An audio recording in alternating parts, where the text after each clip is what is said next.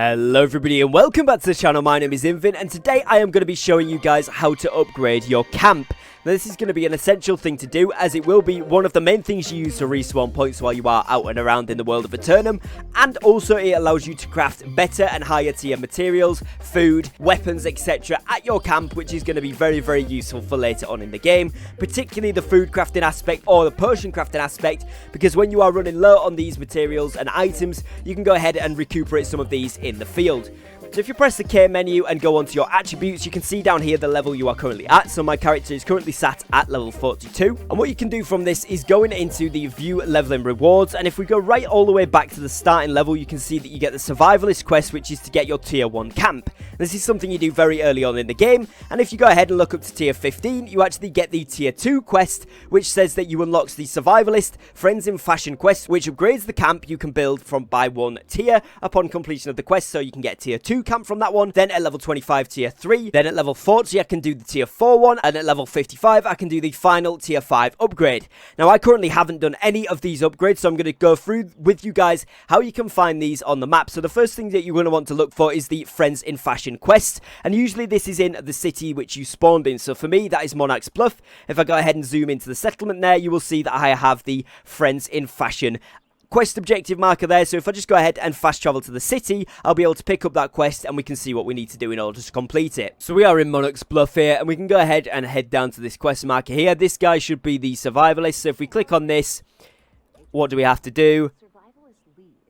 And it's going to give you tier 2 camping as a quest reward, you can see from here. So if we click accept on this quest, and it's going to then tell us what we need to do in order to get this. So it's Friends in Fashion, it's come up as my number 1, and it says that if we find pieces of tattered silk from skeletons, Antares and Arcanar. So what we need to do is zoom out, have a look on the map where this is. So it's right over here.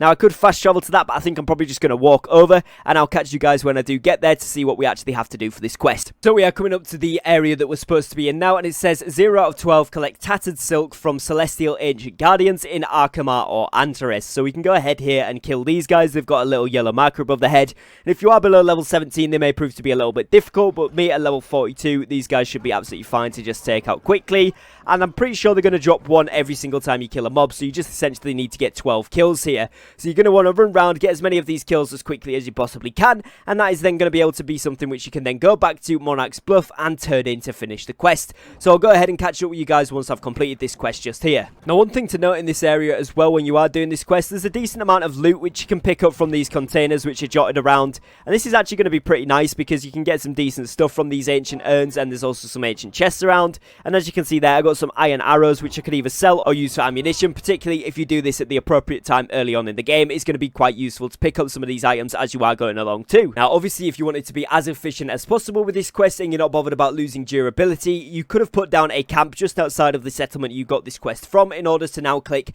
into the escape, into game menu, and click respawn, as this would be able to then teleport you back there. You can still do it without putting down a camp, and you can just click on nearest settlement. It does obviously affect your durability though doing this, but it is going to be a quick way to get back to the settlement without having to run it. So we can obviously just do that. Go ahead and have a look here at the quest giver, and then once you have respawned at the settlement, for me it's asking me to go over to Everfall, so I can go ahead and just fast travel to this location, providing you have a decent amount of Azoth to do so, or if you've got your inn set there, like my inn is at Everfall, so I could fast travel back that way too.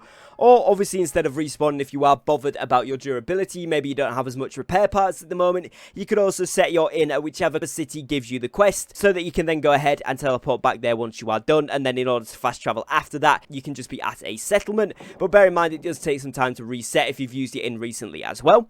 So then we go ahead and come down into Everfall here, and we need to go ahead and talk to this guy, so we're just going to use our ability to swivel past.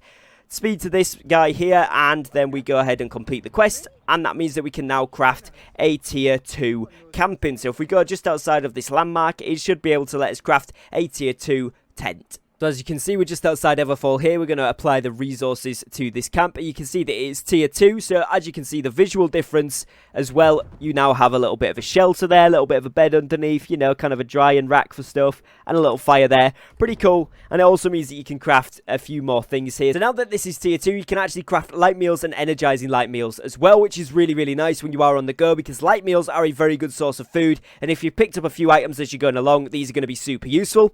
On top of this, you can actually craft strong health potions and strong mana potions from this, as well as strong corruption and strong blight tincture. So you're going to be able to craft a very, very decent amount of stuff once you do get this tier 2. So you're going to at least want to get it up to tier 2. And if you wanted to go ahead and get it tier 3, you would then go back onto your K menu, go back into your attributes, click on the leveling rewards, zoom to the level which you actually unlock the tier 3 at, which is going to be level 25. Go ahead and click here, and it says unlocks Animal Instincts quest, which can be upgraded camps by 1 tier, so that'll get you to tier 3. So you're looking on the map for Animal Instincts. So for me, this quest is down in Cutlass Keys, just here on the map. I don't know if this is going to be the same for every single person, but for me, I've got to go down here to Cutlass Keys. Is highly likely to be similar for some of you.